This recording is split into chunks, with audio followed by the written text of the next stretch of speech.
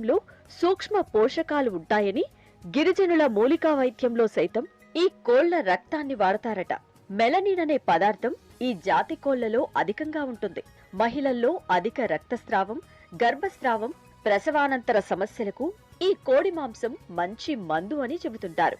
సాధారణ కోళ్ల మాంసంతో పోలిస్తే కడక్నాథ్ జాతి కోళ్లలో అధిక మాంసకృతులు, తక్కువ కొవ్వు పదార్థాలు ఉంటాయి. Vitamin B1, B2, B6, B12 తో పాటు సి, ఈ విటమిన్లు ఈ కోడి మాంసంలో ఉంటాయని తేలింది.